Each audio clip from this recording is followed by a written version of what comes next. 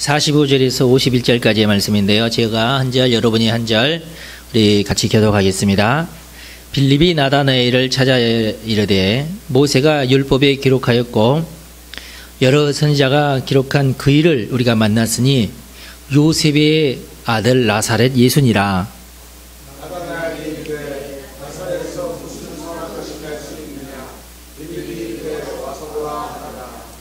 예수께서 나다나엘이 자기에게 오는 것을 보시고 그를 가리켜 이르시되 보라 이는 참으로 이스라엘 사람이라 그 속에 간사한 것이 없도다.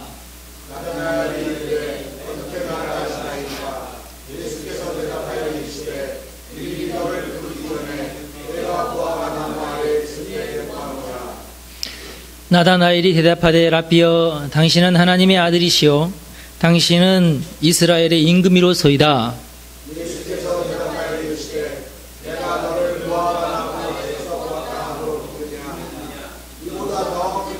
다 같이 읽겠습니다. 또 이르시되 진실로 진실로 너희에게 이르노니 하늘이 열리고 하나님의 사자들이 인자 위에 오르락 내리락 하는 것을 보리라 하시니라. 아멘. 잘 되고 있습니다. 여러분 축복합니다. 오늘은 말씀을 가지고 교회 조직을 통한 협력전도 이런 말씀 제목으로 말씀을 드립니다.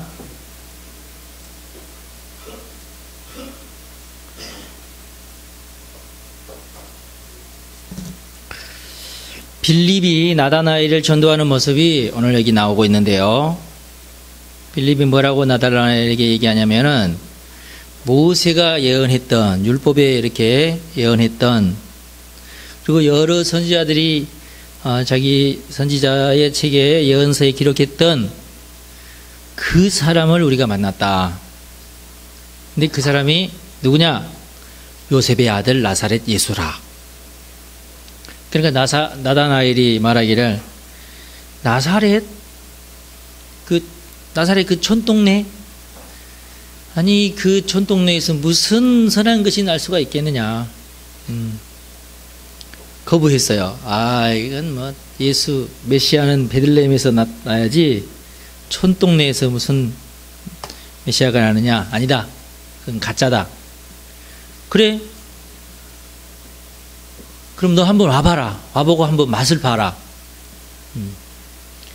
좋다. 그러면은 네 말이 진짜인지 어쩐지 내가 가서 맛을 봐야 되겠다. 언제 갈까? 내일 당장 가자. 알았다. 내일 몇 시에 갈까? 아침 10시에 가자. 뭐 그랬겠죠?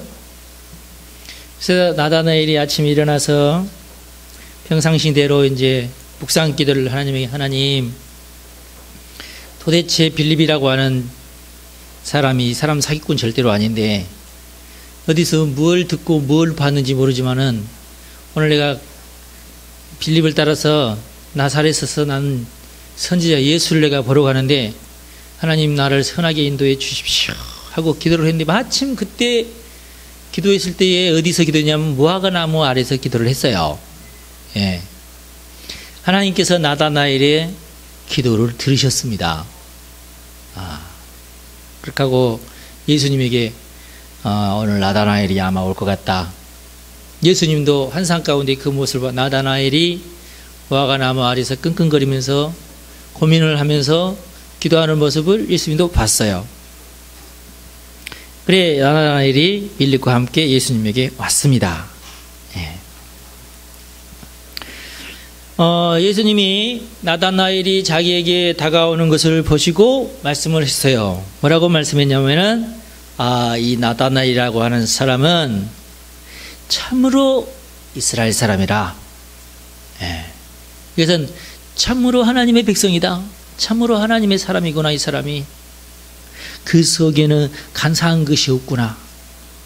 그 속에는 간사한 것이 없다. 예수님이 굉장히 예언적이십니다. 예언을 우리가 들을 때 첫 번째 하나님께서 하시는 말씀은 하나님께서 그 사람에 대한 정확한 정보를 하나님께서 주십니다.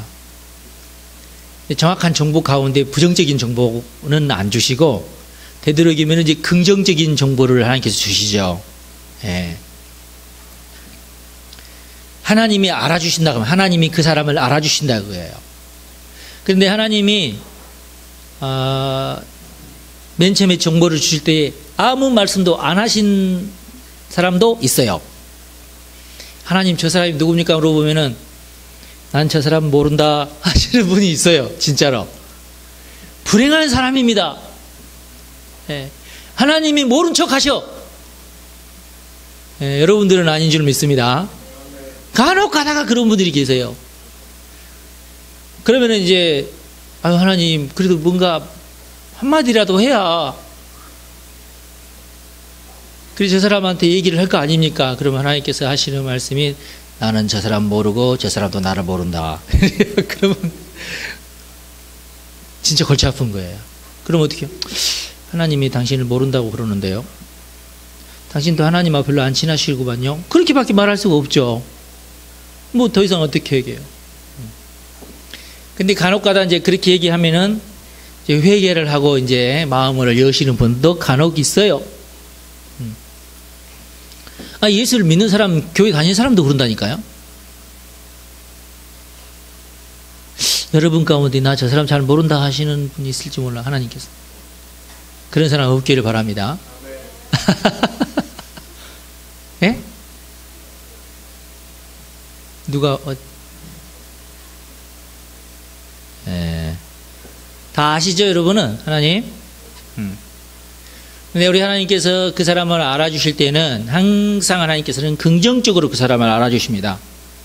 예. 그 뭘 말하냐면 하나님께서 나를 사랑하신다는 것이고, 하나님께서 나를 인정하신다는 것이고, 하나님께서 나에게 좋은 계획을 가지고 있다는 그런 뜻이에요. 우리 하나님께서 가지고 계신 좋은 뜻은 반드시 이루어지는 것입니다. 근데 하나님께서 그렇게 얘기했다고 해서 내가 당장 그렇다는 얘기는 아니고, 앞으로 잘하면은 그렇게 된다. 그런 뜻도 그 속에 많이 포함되어 있죠. 그러니까 사실은 우리가 별 볼 일 없어. 보잘것 없는데 우리 하나님께서 우리를 뻥튀기 하셔가지고 이렇게 좋게 우리를 보시는 거죠. 근데 이게 거짓말이 아니고 잘하면 그렇게 된다 그 말이에요. 그런데 아직은 이건데 하나님께서 나 이렇게 말씀하신 난 지금 현재 이거라고 착각하면은 하나님이 상당히 곤란하십니다. 예, 그러지는 마십시오. 우리 하나님도 그 잘 아시기 때문에 정확하게 말씀을 하시는데 나다나엘에게는 너에게는 간사한 것이 없구나 그렇게 말씀을 하시는 거예요. 나다나엘이 자기에 대해서 예수님께서 평가하는 것을 듣고 깜짝 놀랐어요. 이 사람이 누군데 나를 정확하게 인정하고 나를 알아보는 사람이구나. 눈이 번쩍 띄었어요. 이게 예언의 어떤 기능입니다. 예언을 통해서 하나님은 우리를 만나시고 하나님의 나에 대한 평가, 나에게 대해서 어떻게 생각하시는지에 대해서 내가 듣는 거예요. 그러면서 내가 하나님과 영적인 교제가 비로소 시작이 되는 겁니다. 하나님은 우리를 개인적으로, 인격적으로 만나기를 원하십니다. 네. 이게 전도예요.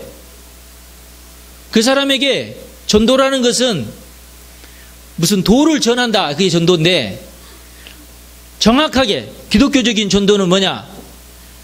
하나님과 그 사람을 만나게 하는 거예요. 하나님을 만나야 돼요. 사람은 누구를 만나느냐에 따라서 인생이 확 바뀝니다. 특별히 여자들. 어떤 남자를 만나느냐에 따라서 완전히 인생이 바뀌어요.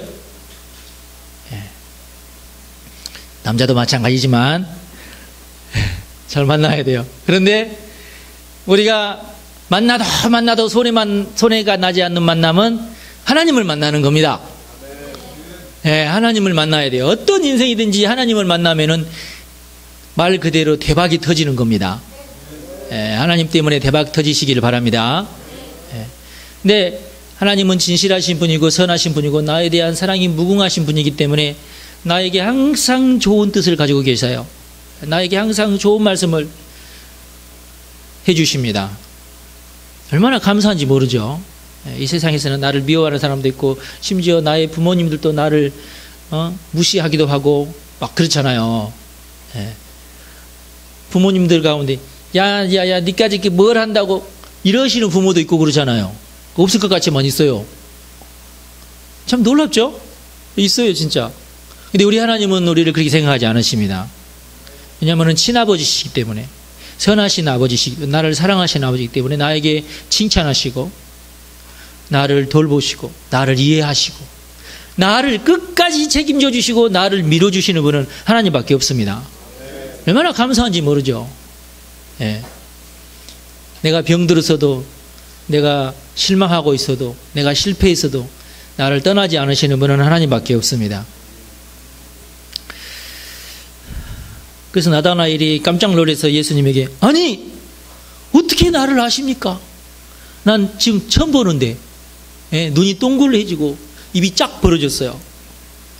그때 예수님께서 말하기를 빌립이 오늘 너에게 가기 전에 네가 무화과 나무 아래에 있을 때에 내가 너를 받지 않겠냐? 그랬어요. 네가 무슨 기도를 하는지 내가 다 들었다, 그런 뜻이죠. 물론 예수님께서 이 말씀만 했겠습니까? 여러 가지 많이 했겠지만 성경책이다 보니까 그 모든 것을 다 얘기할 수 없어서 아주 핵심적인 얘기만 했지요. 그러나 여러분들이 항상 예언을 들을 때에 들었던 모든 말씀들이 있죠. 예수님도 나다나엘을 만나서 그런 얘기들을 쭉 이제 해 주셨을 거예요. 그자 나다나엘의 마음이 확 열리면서 아, 이분이 정말로 하나님의 아들이구나. 이거 여러분 이게 쉽게 나오는 말이 아닙니다. 예. 아무런 검증도 없이 예수님이 하나님의 아들이라고 말하는 것이 쉽지가 않습니다, 여러분. 그런데 나다나엘은 간사한 사람이 아니라 정확한 사람, 정직한 사람, 예. 의심이 많은 그런 사람이 아니라 속에 간사함이 없어요. 아주 깨끗하고 순절해요. 그래서 이렇게까지 하시는 걸 보니까 이분은 틀림없는 하나님의 아들이구나. 네. 그래서 나다나엘이 고백을 합니다. 랍비여, 당신은 하나님의 아들이십니다. 당신은 이스라엘의 임금이십니다. 그랬어요. 이스라엘의 임금이라는 말 들어보니까 나다나엘도 약간 베드로나 그 유다 같은 그런 어떤 이 사람이 이제 곧 이제 왕 되겠구나 그런 이제 생각을 약간 했는 것 같아요. 그러니까 이런 말이 나오는 거죠. 그래서 예수님께서 얘기했어요. 나다나엘아, 내가 너를 무화과 나무 아래에 있던 것을 내가 봤다는 것 때문에 네가 그것 때문에 네가 믿느냐?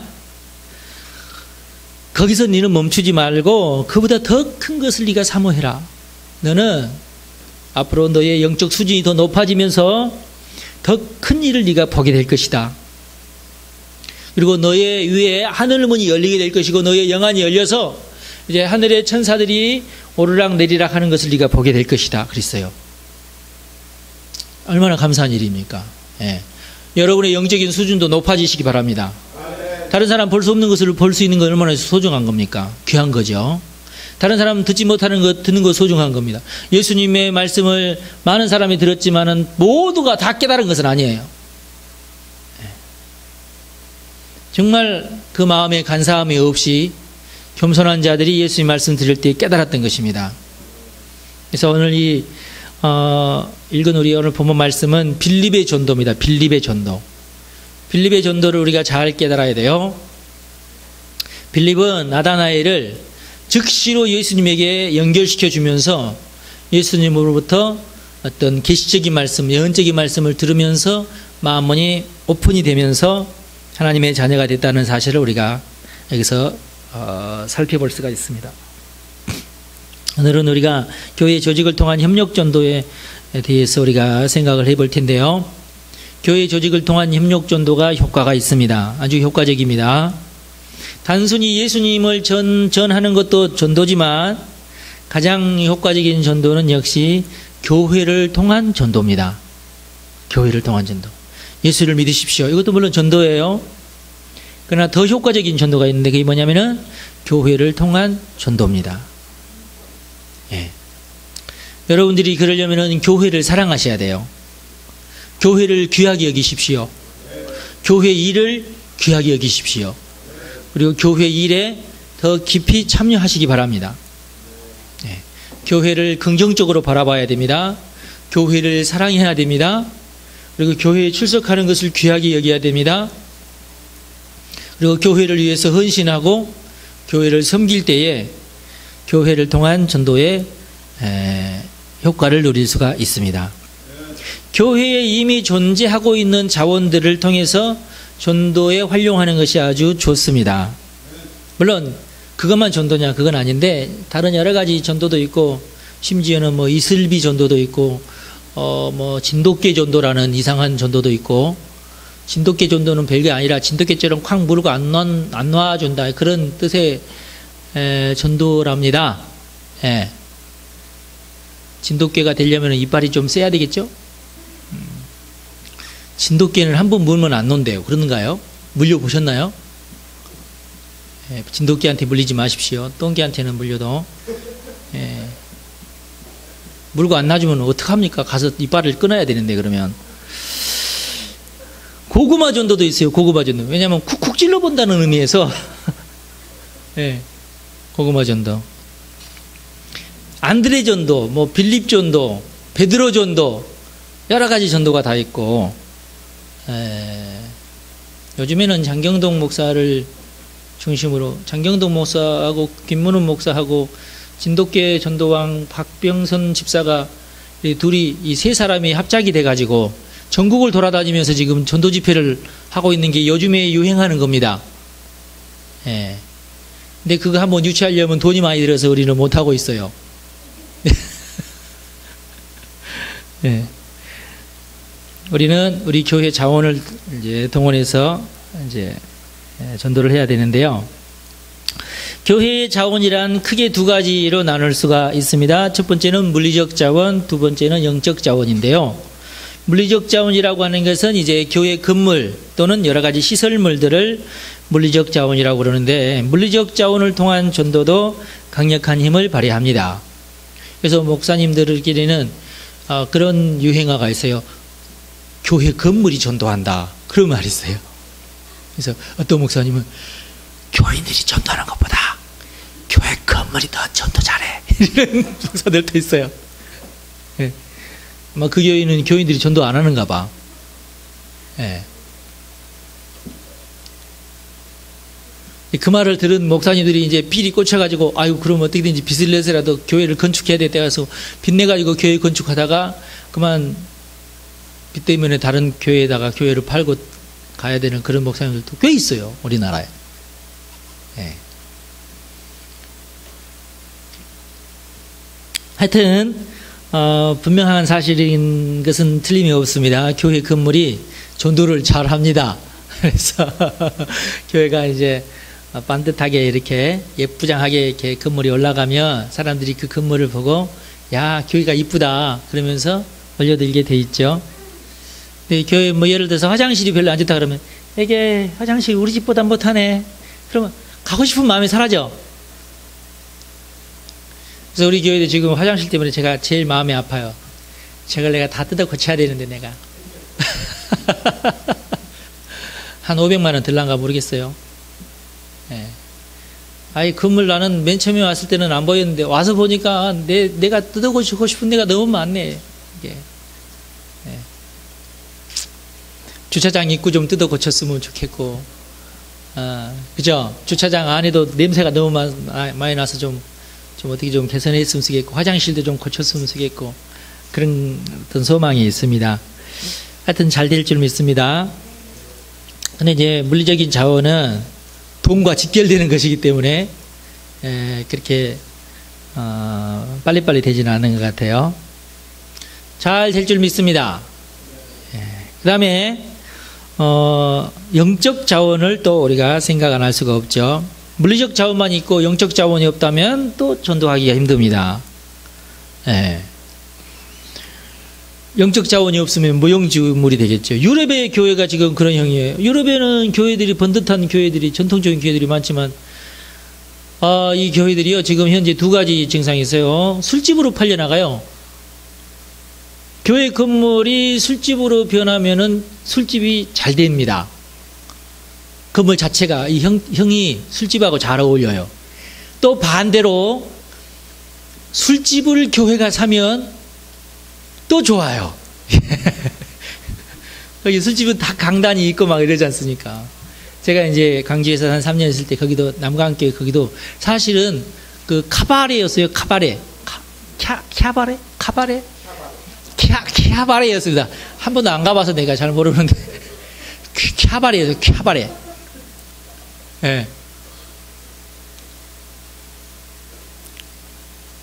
지금은 이제 아주 더 크게 이제 지어놨지만은 편리해요. 아주. 그 다음에 지금 현재 이슬람 사원으로 팔리고 있어요. 지금 교회들이. 지금 유럽에 지금 이슬람교 그 이슬람권에서 온 사람들 때문에 지금 이민 온 사람들 때문에 지금 유럽 전체가 지금 몸살을 앓고 있습니다. 맨 처음에는 자기들이 좀 지저분하고 좀 뒤치락거리 같은 거, 설거지 같은 거 하기 싫어서 이슬람 사람들 웰컴 오시오 와서 설거지해. 그래 와서 배달하고. 그랬는데 이슬람 사람들이 꾸역꾸역 와가지고 이제 한두 명이 아니라 엄청나게 많은 사람들이 이슬람 사회 유럽에 진을 치고 있으니까 이거 어떻게 감당을 못해. 이제 내쫓지도 못하고 이제 인권이니 어쩌니만 이슬람 사람들도 이슬람권에 살 때는 인권이 형편없었는데 유럽으로 오니까 이 기독교 국가에 있으니 인권이 너무너무 이게 잘 발달돼 있어가지고 이제 돌아가고 싶지가 않아.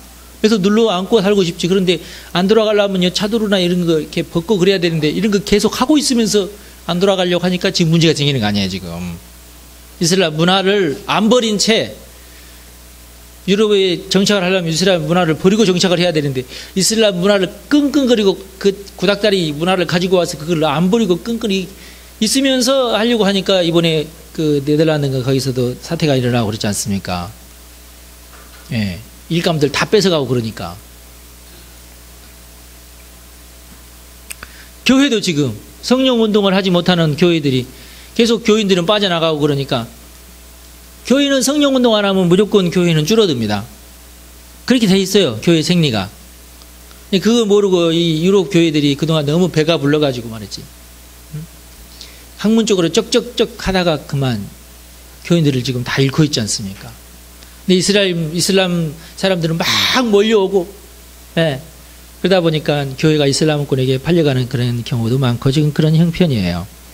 그래서 영적 자원이 없으면 물리적인 자원도 사실은 아무런 의미가 없습니다. 영적 자원이 있어야 돼요. 교회에는 영적 자원이 아주 중요합니다. 영적 자원의 핵심이 바로 성령 운동인 줄로 믿습니다. 예. 교회 다니려면 성령 운동 하셔야 돼요. 그러니까. 그리고 성령 운동의 핵심은 성령으로 충만한 사람에게 있어요. 누가 성령으로 충만하느냐가 아주 중요합니다. 우리 교회에도 제일 중요한 사람이 누구냐면 성령 충만한 사람이에요. 할렐루야. 나는 성령 충만한 사람이 좋더라. 헌금은 안 해도 좋아요. 성령으로 충만해야 돼. 내 성령으로 충만하면 헌금도 잘하더라고 보니까.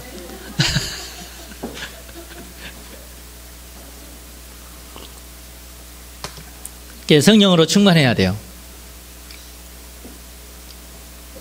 그리고 성령으로 아직 충만하지 못한 사람을 성령으로 충만하게끔 인도하는 것도 전도예요. 그러니까 여러분 중에서도 전도 대상자들이 있을 수 있어요. 그러니까 성령으로 충만하시기를 바랍니다. 그래서 어떻게 하면은 저 사람을 성령으로 충만하게끔 할까? 이것도 아주 중요한 전도예요. 옆에 있는 사람 중에 성령으로 별로 덜 충만, 안 충만, 아직 조금 부족 이런 사람들은 성령 충만으로 막 이렇게 전도를 하십시오. 옆에 있는 안 충만한 사람들 충만으로 전도하시기 바랍니다. 그리고 효과적인 방법 어떻게 하면은 저 사람을 성령으로 충만하게 할 수 있을까 연구하시기 바랍니다. 그다음에 영적 자원 가운데에 교회의 영적 자원 가운데에 교역자가 핵심적인 영적 자원입니다. 교역자가 제일 중요해요. 그래서 교역자의 영성이 아주 중요합니다. 그래서 여러분들은 교역자의 영성이 계속 활활 불타오를 수 있도록 중보기도를 해주시기 바랍니다. 교역자의 영성이 아주 중요합니다. 이번에 HIM 맨 마지막 시간 이건호 목사님, 목사님 얘기를 듣고 제가 가슴이 찡하더라고. 대구 사실은 무너져가는 교회였거든요. 굉장히 큰 교회였는데 막 교회가 막 분열하고 막 이렇게 막 풍파가 일어나가지고 교회가 막 줄어드는 그런 상황에서 그리 부임을 했거든요. 그게 얼마나 어렵겠습니까? 막 부흥하는 교회로 갔으면은 뭐 어려운 거 없는데 막 이렇게 찌그러져가는 그런 교회 갔으니까 얼마나 힘들겠어요. 옛날 우리 신대방에 있을 때 그 밑에 있는 신목교회가 그런 형이었지 않습니까? 새로운 우리 목사님 오시기 전에 교회가 막 줄어들 100명 막 이렇게 줄어드는 더 막 줄어들고 이럴 때에 새 목사님이 오셨는데 장로님들이 막 눈에 막 도끼 눈을 뜨고 새 목사님 어떻게 하는가 보자 이렇게.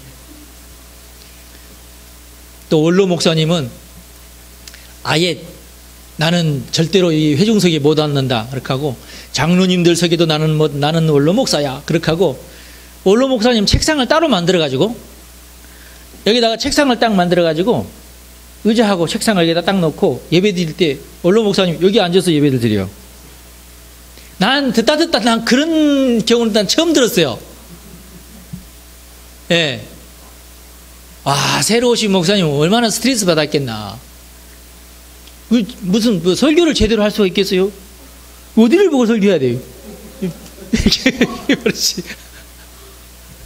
이분이 한 달 넘게 이렇게 그 스트레스를 받다가 그만 이 피가 뇌에 터져가지고 저기 뭐지? 보라매 병원 응급실로 가서 한 달을 입원해 있었잖아요. 아니 그 젊은 그 훌륭하신 목사님을 세상에 그렇게.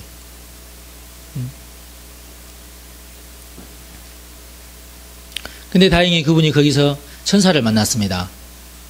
우리 하나님도 너무 이제 다급하셔가지고 이 친구 여기서 죽으면 절대로 안 되겠구나. 이거 성령으로 빵빵하게 충만하게 해야지 이거 도저히 안 되겠다 해가지고 막 성령의 연사를 막 기름 붓듯이 부으시고 막 천사를 파송하셔가지고 환상 눈을 열어서 천사를 보게 하시고 막 그렇게 하면서 이분을 아주 그냥 성령으로 충만하게 만들어 버리셨어요. 예. 일단 한번 병원에 입원하고 나오니까 권세가 생겼습니다. 무슨 권세냐면은 배째라 권세가 생겼어요. 너네들 또 나 스트레스 주면 나 또 뒤로 자빠져 버린다. 그러니까 장로님들이 아유 큰일 났다. 우리 교회 소문 안 좋게 하면 안 된다. 젊은 목사님 오셨는데 우리가 너무 깐깐해가지고 목사님 뒤로 나 자빠졌다더라 이런 소문이 나면 아유 신목교회 세상에 그 장로 누구야? 어떤 장로가 있어? 아유 야 대단하다. 어떻게 세상에 그런 소문 나면은 안 좋잖아요. 그러니까 장로님들이 그때부터 조심 권사님들도 조심 그러니까 장로님이 막 그렇게 좀 눈치가 좀 그러니까 이 목사님 다른 사람한테 상의 안 하고 강단을 후닥닥 뜯어 고쳐버렸어요. 1,000,000원 들여가지고 옛날 강단 아주 1960년대 강단 저도 한번 가봤는데 진짜 우습습니다. 진짜 1960년대 강단이었거든요. 이게 그걸 싹 뜯어 고쳐버렸어요. 1,000,000원 들여서. 사전에 얘기했으면 어떻게 됐을까요? 난리 납니다. 1,000,000원이나 뭐 하러 그런 데다가 어쩌고저쩌고 이렇게 해가지고 난리 나는데 그만 배째라식으로 이렇게 해버렸어요. 후닥닥. 예. 뭐 선임 장로가 뭐 어디 뭐 출장 갔나 어땠나 뭐 그랬대 그냥 후닥닥 해치워버려서 교회 분위기가 확 달라졌어요. 근데 예. 성령의 바람이 불기 시작했어요. 그 여세를 몰아가지고요 교회를 지워버렸잖아요. 그냥 원로 목사님이 와가지고 당신 말이야 응? 나는 건축하려고 했는데 못했는데 어찌 네가 나는 돈 없어 못했다. 당신 재벌 아들이야? 재벌 아들이냐고. 뭐 나는 하나님 믿고 합니다. 오케이 알았어 두고 보자고. 네가 짓는가 못 짓는가 보자 이제 그거 아니에요. 여러분 많은 돈 있는 사람들도 어디 목사님 어디 한번 내가 두고 봐야지 목사님 한번 짓는가 못 짓는가 봐야지 헌금도 안 하고 그런 사람들이 많았대요. 다 그런 것은 아니고 그렇지만 목사님 밀어붙여가지고 지어버렸잖아요. 그러고 나서 그 교회 건물이 전도하기 시작해가지고 교인들이 막 몰려와가지고 지금 좋아졌잖아요. 지금 신목교회가. 목사님이 만약 그렇게 밀어붙이지 않았으면 지금 똑같았을 거예요, 옛날같이. 목사님의 영적인 결단, 영적인 어떤 파워, 중요합니다. 예. 그래서 이거는 목사님이, 나 도저히 못 해먹겠어. 그러니까, 저 목사님, 그분도 이제 입원하고 몇 번 했더니, 우리도 여기서 더 이상 저 목사님을 괴롭혔다가는 한 사람 죽이겠다 싶어가지고, 다 같이 협력해가지고, 교회가 살아났지 않습니까? 예. 목사님의 영성이 아주 중요합니다. 근데 교회 목사는 목사 혼자의 영성이 아니에요. 온 교인들이 합력해서 그 영성을 만들어내는 겁니다. 할렐루야. 예, 여러분들 내가 잘못되면 여러분 책임이야. 하여튼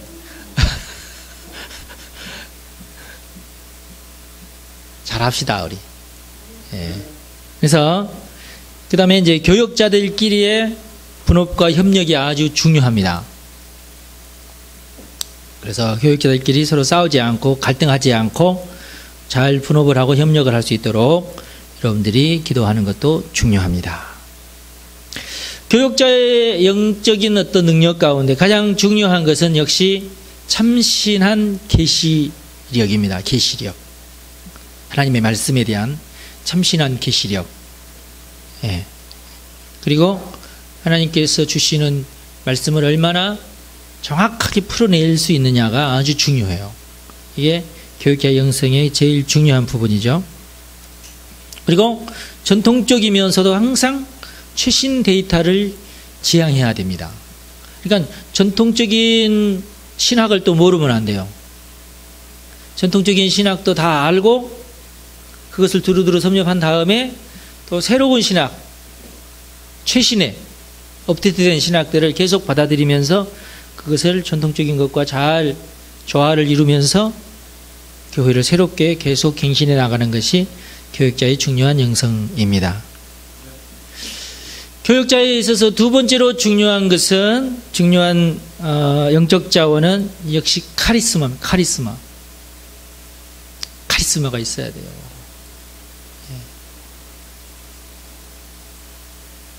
목회자는 카리스마가 있어야 돼요. 카리스마. 어떤 영적인 어떤 능력을 말하죠. 그런데 카리스마는 그 성격상, 그 성질상 누군가가 인정을 해줘야 카리스마가 있는 거예요. 네. 아시겠죠? 여러분들이 우리 목사님 진짜 신령한 목사님이야. 그러면 그 목사님이 신령이 지는 거야.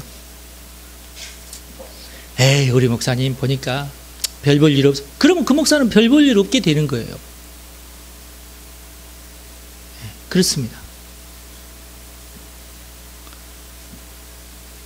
여러분 스스로가 우리 목사님 정말 신령한 목사님이야. 그러면은 목사님이 하는 모든 설교가 신령하고 목사님이 하는 모든 말이 신령하고 목사님의 행동 모든 것이 신령하고 나를 위해서 기도할 때 나에게 은혜가 팍팍팍 내리는 거예요. 근데 내가 목사님에 대해서 별거 아니잖아 이러면은 목사님의 설교도 별거 아니게 들리게 돼 있고 목사님이 나를 위해서 기도해 주는 것도 별거 아니게 나에게 임하는 겁니다. 예. 여러분 이걸 아주 깊이 명심을 하십시오. 예. 여러분 신령한 목사님 모시고 싶어요? 별 볼 일 없는 목사를 모시고 싶으세요? 신령한 목사님 이렇게 수소문해가 찾아가지고 모셔올 수 있는 그게 아니에요, 여러분. 내가 섬기는 목사를 신령하게 여기면 그것으로 되는 거예요. 이게 아주 핵심적인 겁니다. 그런데 많은 사람들이 어디 따로 있는 줄 알아. 착각하지 마시라. 어디 따로 있는 게 아니에요. 내가 그렇게 여기는 거지. 내가 그렇게 믿는 거지. 솔직하게 말하면은 그 목사 자체가 중요한 게 아니고 그 목사를 통해서 역사하시는 하나님의 능력이 중요한 것이니까 목사 자체가 그렇게 싹 중요하거나 그러지 않아요. 나가 어떻게 그걸 믿느냐가, 내가 어떻게 그걸 받아들이냐가 중요하지. 이해가 되셔요? 다 거기서 거기입니다. 사람들 다 거기서 거기예요. 여러분 조영규 목사님 보세요. 세계적으로 유명하신 분이고 조영규 목사님의 업적은요 천국 가서나 우리가 다 알게 될지도 몰라요. 내가 이걸 여기서 다 얘기한다고 해도 나도 잘 모르니까 그러는데, 수많은 그 외국 사람들이 와서 얘기할 때 조영규 목사님에게 받은 은혜가 너무 커요. 조영규 목사님이 전 세계에 끼친 여러 가지 영향력은 엄청납니다, 진짜. 그런데 정작 한국에서는 조영규 목사님 그렇게 중요하게 여기지 않습니다. 외도 수문교회 교인들만 중요하게 여기는 그런 현상이죠. 아니거든요, 여러분. 네. 달라요. 이게.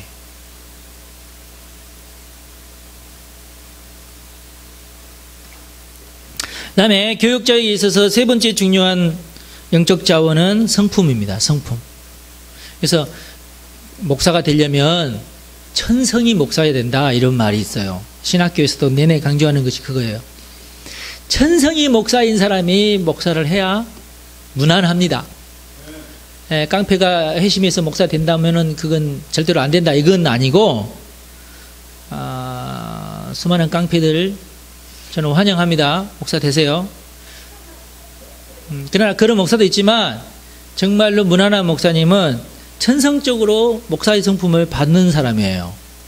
그게 좋습니다.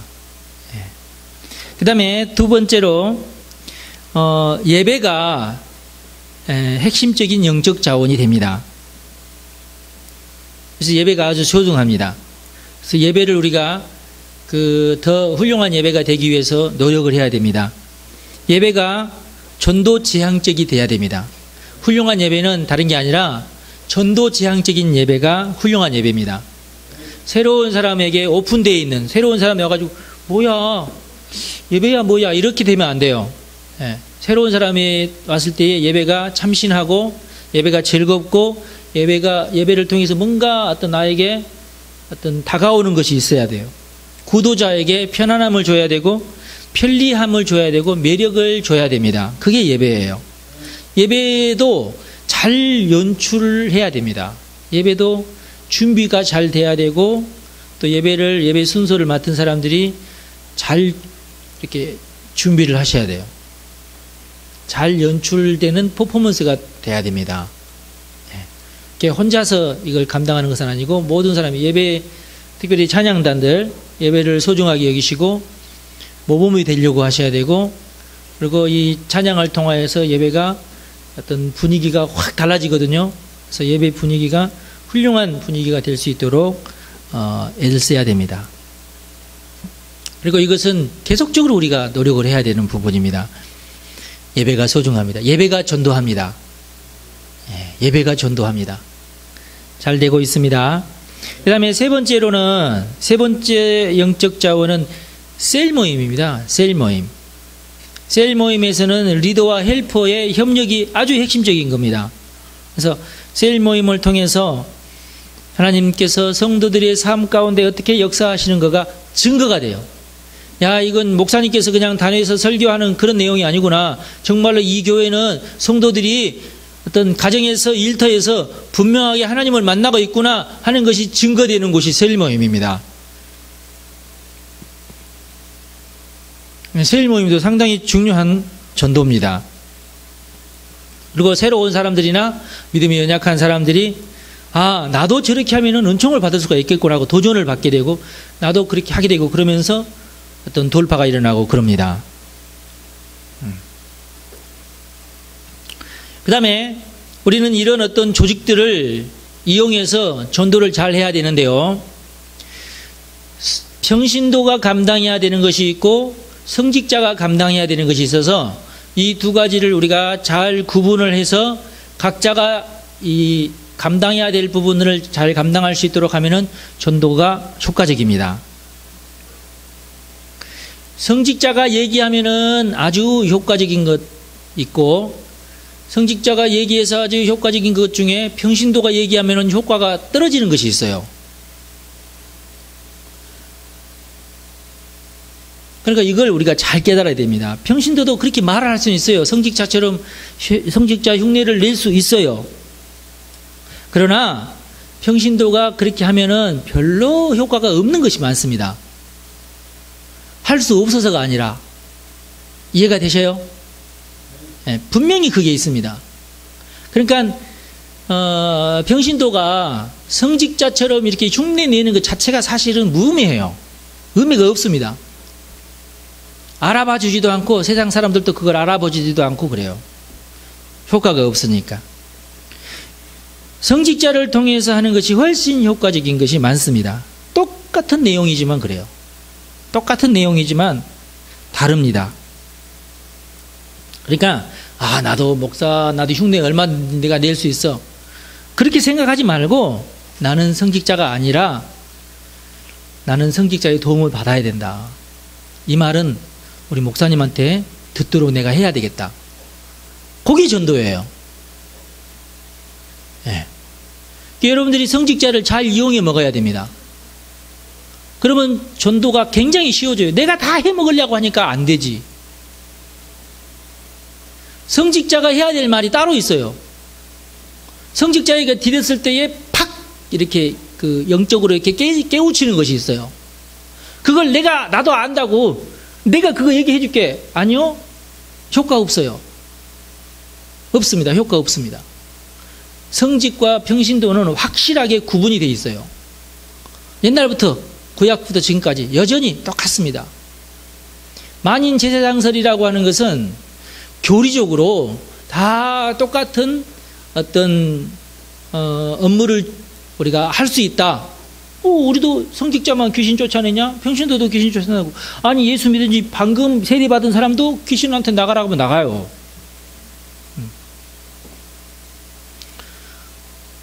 그런 것들이 이제 만인 제사장설의 그 원리거든요. 그러니까 나는 이제 목사 필요 없어. 나는 내가 얼마든지 목사가 하는 건 내가 다 할 수 있어. 그건 아니라 그 말이에요. 그건 아니에요. 할 수는 있어도 하지 않는 것이 효과적인 것이 많습니다.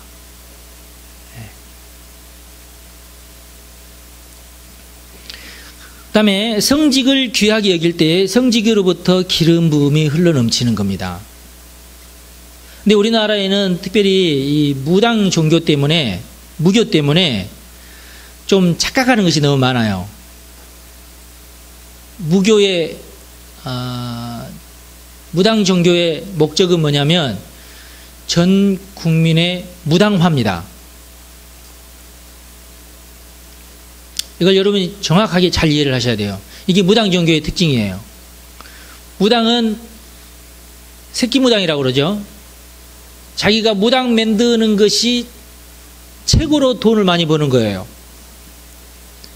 그래서 무당은 어떻게든지 하는 사람 무당 만들려고 그래요. 그냥 굿하는 것과 무당 만들 때 들어가는 비용과 따져보면 무당 만들 때 들어가는 비용이 훨씬 더 거기서 수입이 많거든요. 참 이상한 논리인데 하여튼 그렇습니다. 그래서 맨 처음에는 전 봐주고 그 다음에 부적 팔고 그 다음에 이제 굿하라 그러고 이제 그 다음에 좀 더 큰 굿하라 그러고 좀 더 큰 그렇게 해서 하여튼 굿을 여러 번 해서 쫄딱 망하게 한 다음에 그러면 너는 더 이상 할 것 없으니까 너는 이제 무당 돼야 된다. 신을 받아야지. 안 그러면 너는 이제 죽는다. 뭐 저주 받는다. 너네 자식들이 잘못된다. 뭐 이렇게 되거든요. 그래서 결국은 무당 만들어요. 근데 사실은 무당이 안 돼야 될 사람이 무당 된 사람이 굉장히 많습니다. 우리나라에도. 예. 괜히 어설픈 무당한테 신내림 받아가지고 무당도 아니면서 무당 아닌 것도 아니고 이상한. 근데 이런 분위기가 우리 한국 기독교에 또 있어요, 여러분. 내가 그 얘기 지금 하려고 그러는 거야. 예. 그런 분위기를 많이 알고 있는 사람이 꼭 기도원 가서 이제 예를 들어서 이제 기도 권사들이 있지 않습니까? 맨날 그 기도원에서 죽치고 살고 있는 권사님들 신령한가 같아가지고 가서 권사님 기도 좀 해주세요. 권사님이 눈을 찡그리면서 기도 하나님 도와주십시오. 어쩌고저쩌고 사명자그만 사명자요. 신학을 해야 쓰겠어. 그래요. 예. 물론 100명 중에 1명은 맞아요.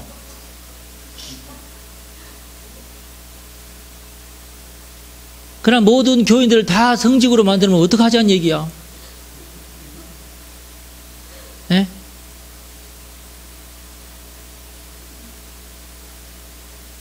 뭐 이 사람 저 사람 다 성직자 되면 어떡하냐, 어떻게 하겠어요, 이게. 지금 그렇게 해가지고 우리나라에 성직자들이 얼마나 많아요. 정규 신학을 나오고 정상적으로 그 목사가 된 사람만 해도 10만인데,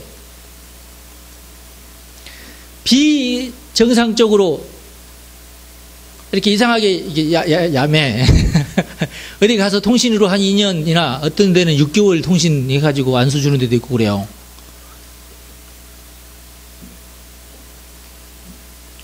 그런 식으로 목사 돼가지고 어디 가서 장로도 못하고 어디 가서 집사도 못 해먹고, 예, 이미 목사 안수 받아버렸으니 어떡하겠소. 그런 목사님들이 막 바글바글해 지금. 예.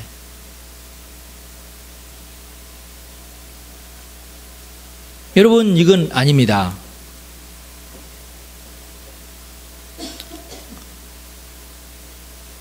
더 중요한 것은 이 사람들이 어디 가서인지 안수도 못 받는다는, 나도 목사인데 그러면서. 캐톨릭은 그나마 나서요. 캐톨릭은 워낙에 이 신부 숫자가 작아요. 지금도 이 캐톨릭 우리나라 전체 신부 몇 천밖에 안 돼요. 우리는 10만인데 저쪽은 10,000명도 안 돼요. 5,000명도 안 돼요. 저쪽은 캐톨릭은 신부가. 수사나 수녀들은 많은데 신부들은 없어요. 불교 스님들과도 우리가 숫자적으로 저쪽은 게임이 안 됩니다. 우리가 월등히 많습니다. 숫자로 따진다면 우리가 최고인데 하여튼.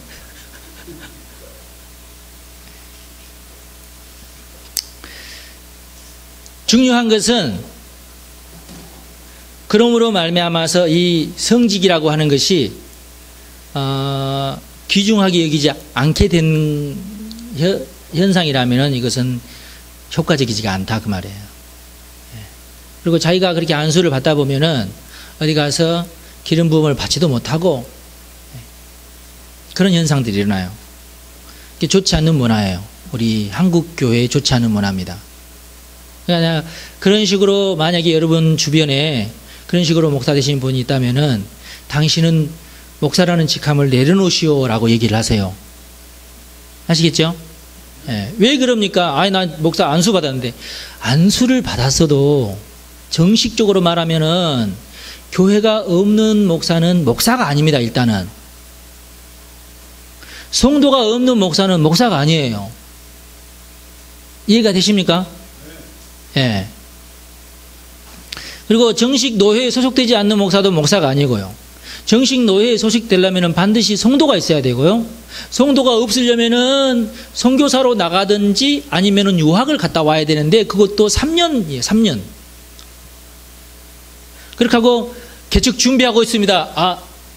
개척 준비하고 있어요? 예, 개척 준비. 그러면 3년 여유를 주기, 3년 여유밖에 안 줘요, 그것도. 다시 얘기해서 그 다음에는 평신도로 돌아가는 겁니다. 아무리 내가 신학을 하고 목사고시를 합격을 하고 내가 안수까지 받았다 하더라도 그 제도가 있어요. 무조건 안수만 받으면 평생 목사. 절대 아닙니다, 여러분. 이해가 되십니까? 네. 바로 평신도 집사로 돌아가야 돼요. 집사로도 못 돌아가지. 그냥 성도로 돌아가야지. 집사가 되려면은 그 교회에서 1년 이상 열심히 신앙생활해서 담임 목사님한테 인정을 받고 서리 집사가 되는 거예요. 절대 그 사람은 목사 안수를 받았어도 장로가 절대 못 됩니다. 장로 함부로 되는 거 아니에요. 교인의 3분의 2 이상의 득표가 있어야 장로가 되는 것이지. 예, 세례받은 지 7년 이상이 지나고 무흠 기간이 7년이나 돼야 되고. 쉬운 게 아닙니다, 여러분. 사실은 목사 되는 것보다 장로 되는 것이 더 어려워요, 우리나라에서는. 아시겠죠? 그러니까 함부로 목사가 되지도 말아야 되고, 내가 목사가 돼가지고 막 교회도 없고 성도도 없는데 막 이리저리 돌아다니면서 나 목사다고 명함님 이런 짓이 하니 그건 부끄러운 짓이 그냥. 자기 스스로를 부끄럽게 얘기해야 돼, 그냥. 그리고 그런 사람들을 보면 당신은 이렇게 목사하지 말고 빨리 정상적인 교회 가서 충성봉사하시오. 목사 정도 될 사람이 일반 정상적인 교회 가서 충성봉사하면 얼마나 하나님께서 기뻐하시겠어요. 얼마나 그가 열심히 하겠어요, 일을. 마귀가 그 사람을 속여가지고 목사 만들어가지고 이러지도 저러지도 못하게 만든 경우가, 이게 마귀만 할렐루야지. 이거 아닙니다, 여러분. 우리가 교회를 소중하게 여겨야 됩니다. 그래서 내가 성직으로부터 받는 은혜가 있어요. 내가 성직답게 여기고 성직을 귀하게 여기고 내가 성직을 통해서 내가 은혜를 받아야 되겠다, 이런 마음을 가지고 성직자를 섬기면은 성직자가 받는 복을 내가 받습니다. 내가 목사가 돼야지만 성직자의 복이 내게 임하는 게 아니에요. 이해가 되십니까? 네. 예수님께서 분명히 그렇게 말씀하셨잖아요. 선지자를 선지자로 인정을 하고 선지자를 도우면은 선지자상을 받아요. 똑같은 원리예요. 그러니 뭐하러 평신도가 돼가지고 성직자 흉내를 낼 필요가 뭐가 있겠어요? 전도라는 건 다른 게 없습니다. 평신도가 전도할 때는 성직자랑 긴밀하게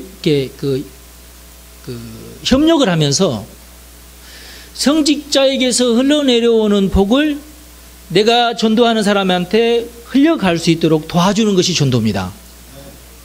이게 아주 핵심적인 거예요. 그리고 성직자는 평신도가 전문적으로 할 수 없는 것을 하는 자들입니다. 코칭을 한다든지 예언을 한다든지 사도적이면서 예언적인 어떤 기름을 붓는다든지 그런 일들을 하는 거죠. 오늘 빌립의 전도를 보십시오. 빌립은 그 사람은 나다나엘을 바로 예수님에게 접목을 시켜주면서 예수님으로부터 기름 부음이 흘러가게끔 만들어줬어요. 이번에 또 그 항육교회 엉수경 사모님이 아주 훌륭하게 전도를 했어요. 다 데리고 오신 분이 일가 친척들이거든요. 대전에서, 강원도에서, 수원에서 막 다 모아가지고 왔는데 맨 마지막 저녁에 12시쯤 되니까 전화가 따르릉 왔어. 사모님 빨리 좀 와달라고. 왜 그랬습니까? 아버님이 지금 왔는데, 아버님이 오셨는데 아버님을 위해서 기도해달라고. 자기도 사면 돼. 자기가 기도하면 되잖아요. 그런데 이 사모님은 뭘 원했느냐 하면은 성직자를 원했습니다. 자기도 성직자지만 성직자를 원했어요. 여러분, 이게 핵심이에요. 성직자가 갔어요. 그러자 하나님께서 그 아버님의 귀를 열으셨습니다. 이게 핵심이에요. 다른 거 없어요. 이게 아주 중요한 겁니다. 하나님은 성직자를 통해서 일을 하시는 겁니다.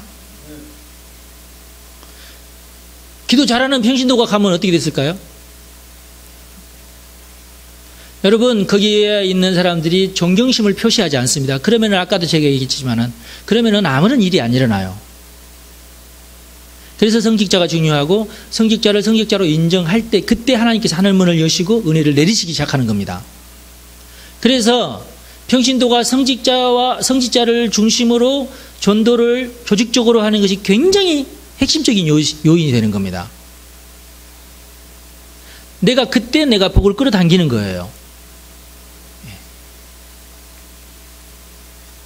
그래서 그날 이제 거기에 모인 많은 사람들에게 하나님께서 은혜를 막 부어내리셔가지고 아주 기적적인 일들이 많이 일어났었습니다. 그러니까 평신도가 감당해야 될 부분이 분명히 있고 교육자가 감당해야 될 부분이 분명히 있으니까 그것을 우리가 잘 깨닫고 전도하면은 어떤 효과적인 전도가 되는 것입니다. 그러면 평신도가 감당해야 될 것은 뭐냐? 기본적으로 교회의 기본적인 기능을 설명을 해주고 물리적인 위치 안내를 해줘야 돼요. 교회 처음 오시는 분은 화장실이 어디 있는지조차도 잘 모릅니다. 그럼 화장실 다가 한 바퀴 삥 돌면 기분부터 확 상해가지고 에이, 이 교회는 화장실이 어디에 붙어 있는 거야? 이렇게 하고. 아니, 바로 제 앞에 놔두고도 누가 인도해 주지 않으면은 뱅글뱅글 막 돌면서 그런 현상이 일어납니다. 예, 저도 굉장히 많이 그런 경험을 많이 했어요. 여러분 다니신 분들이야 뭐 너무나 잘 알죠. 머릿속에 다 있고 이리가 뭐가 눈 감고도 찾아갈 수 있잖아요. 그러나 처음 온 사람은 그렇지 않아요. 처음 온 사람은 속내 여기서 내려서부터 막 헤매는 거야. 예. 여러분 맨 처음에 우리 여기 찾아올 때 안 헤매신 분, 안 헤매고 바로 쫙 오신 분, 5분 만에 딱 안 헤매고 오면 5분도 안 걸리잖아요. 그죠? 어떤 분은 1시간 반 헤매다가 전화하신 분이 있어. 도대체 어디냐고. 여기 지금 검찰청 앞이라고. 아, 그러면 거의 다 왔다고. 그러면서 어떤 분은 여기서 내려가지고 또 버스를 타고 저 중동 저기까지 갔다 와 또. 다시 버스 타고 다시 이리 오고. 얼마나 피곤하겠어. 짜증나고. 은혜가 다 떨어지고 말이지. 예배 다 끝나고 찾아오고 막 그랬잖아. 우리 이영훈 장로님 오신 분도 그랬죠? 내 가니까 이제 식사하러 가려니까 그때서 와가지고 아이고 헤맸다고 막 이런. 고경일 목사는 여기서 뱅글뱅글 자생병원에서 뱅글뱅글 돌면서 1시간을 저기서 뱅글뱅글 돌았대. 처음에는 다 이렇습니다, 여러분. 한 번 안내를 해주면 금방인데 처음에는 다 똑같아요. 누구나 다 그렇습니다. 그래서 기본적인 물리적인 위치 안내를 해주는 것이 평신도의 임무예요. 평신도의 임무. 옆에서 도와주면서 하면은 5분 만에 끝날 것도 도와주지 않으면 1시간이 걸려요. 근데 이 안내하고 이러는 것이 별거 아니고 이거 중요하지 않다고 생각하면 안 됩니다. 그 다음에 분위기를 만들어주고 얘기를 해주고 시간에 대해서 잘 얘기해주고 예배에 대해서 잘 설명, 이 예배가 어떤 특징이 있고 목사님은 어떤 특징이 있고 우리 교회는 어떤 규칙이 있고 예배가 끝나면은 밥을 먹는데 밥을 먹을 때는 어떻게 먹어야 되고 이런 거 다 규칙이 있어요. 알지 못하는 굉장히 많은 종류의 규칙이 있어요. 100원짜리는 이리 넣고 이걸 누르면 100원짜리 커피가 나오고 이거 누르면 200원짜리 커피가 나온다고 이렇게 얘기를 해줘야 되고 맨 처음에는 다 그렇습니다.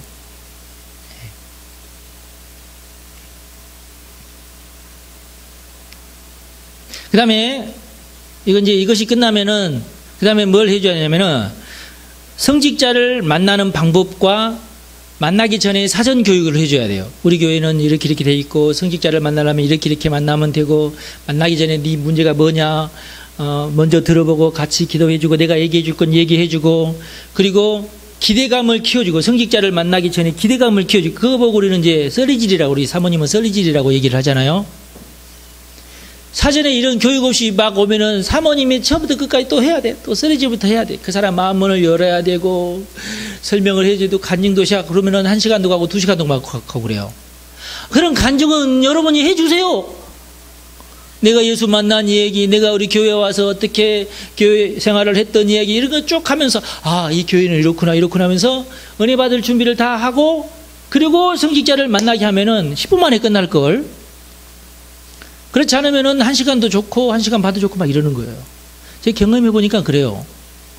그래서 평신도가 해야 할 일이 굉장히 중요한 일이 많습니다. 하나님을 만나는 준비를 시키는 거야. 그래서 성직자를 만날 때 바로 이 나다나엘을 만난 예수님을 만난 나다나엘처럼 바로 예수님께서 한마디 딱 했을 때 그 영혼 깊은 곳에 하나님의 말씀이 꽉 박힐 수 있도록 그렇게 준비를 해줘야 됩니다. 그게 여러분들이 해야 될 일이에요. 그리고 다른 사람 얘기할 거 없어. 내가 받은 은혜, 내가 경험한 하나님의 은혜 이걸 전달해 주는 거야. 나로서는 좀 부족하면은 헬퍼를 넣어가지고 아무개 집사 이분이 인사하라고 이분은 아무개 집사인데 이렇게 하면서 또 이분에 대해서 잠깐 설명하고 얘기하라고 당신 간증하라고. 그럼 이 사람 또 간증 또 있잖아요. 또 간증 또 얘기해주고 뭐 물어보면은 그걸 가지고 또 그 있는 실력 없는 실력 다 얘기하지 말고 그런 것은 우리 목사님이 얘기하는 것이라고 목사님한테 인수인계 해줘 버려요. 목사님처럼 그거 다 교리 설명 다 하려고 하지 말고. 이해가 되십니까? 내가 아까도 얘기했죠. 목사가 얘기했을 때 효과적인 것이 있고 오히려 평신도가 얘기하면 효과가 반감되는 것이 많다고. 그런 거 잘 이렇게 해서 여러분들이 분명히 할 수도 있지만은 그렇지 않고 이것을 성직자를 통해서 이것을 기름 부음을 받도록 그렇게 하는 것이 여러분들이 아주 중요한 것입니다. 그래서 여러 가지 교회 조직을 여러분들이 이용을 하시면서 전도를 하면은 하나님께서 기뻐하십니다. 잘 될 줄로 믿습니다. 전도하는 교회가 성령이 충만한 교회, 전도하는 사람이 성령 충만한 사람입니다. 이번 주 수요일도 어김없이 리바이벌 페스티벌이 시작되는데 한 사람씩 데리고 오십시오. 그분의 밥을 내가 사겠다. 오늘은 내가 사겠다고 1,000원이지만 하면서 이렇게 데리고 오세요. 전도하면서 행복하시기 바라고, 여러분들이 전도할 때 하나님 기뻐하시고 하나님이 여러분이 일을 하십니다. 우리가 그런 방법을 통해서 우리가 교회를 섬기고 하나님을 섬깁시다. 우리 같이 결단의 기도를 하겠습니다. 하나님, 내가 전도하겠습니다. 내가 관계 전도를 하겠습니다. 내가 교회를 통하여서 전도하기를 원합니다. 하나님, 우리를 통하여서 일하여 주옵소서. 전도의 기름을 붓습니다. 성령님, 각자의 심령 가운데에 열정을 불어넣어 주시고 또 우리 하나님 도와주시어서 전도가 잘 되게 하여 주옵소서. 결단의 기도를 하겠습니다. 하나님 감사합니다. 하나님 영광을 받으시옵소서. 하나님 영광을 받으시옵소서. 우리 성도들 이 시간 축복합니다. 하나님의 일을 할 수 있도록 도와주십시오. 마음의 작정입니다. 내가 더 열심히 하나님의 일에 힘쓰겠습니다. 하나님께서 우리를 도우실 것을 믿습니다. 새로운 성도들을 보내주시고 하나님을 만나게 하시고 예수를 만나게 하여 주옵소서. 복음을 깨닫게 하여 주옵소서. 우리가 하나님 때문에 기뻐하며 하나님께 영광을 돌리기를 원합니다. 도로리시아나 캐나나나나나 성령님 임하소서. 이 시간 임하소서. 말씀하소서. 채워주십시오. 하나님의 것을 하나님의 능력으로 하나님의 복으로 이 시간 채워주시옵소서. 형통할지어다.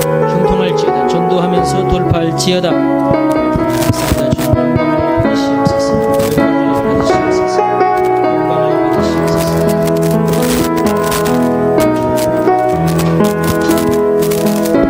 감사합니다. 주님 영광을 받으시옵소서. 이 시간 우리 성도들을 축복합니다. 기름 부어주시고 전도의 능력을 부어주시옵소서. 빌립처럼 전도할 수 있도록 도와주시옵소서. 협력할 수 있도록 도와주시옵소서. 성령님 각자의 심령 가운데 임하시고 입술을 주장하여 주시옵소서. 감사합니다. 주여 영광을 받으시고 우리 수요일마다 있는 리바이벌 페스티벌에 하나님께서 함께 하시고 어느 모든 자들이 복을 받게 하옵소서. 우리 주 예수님의 이름으로 기도하옵나이다. 아멘.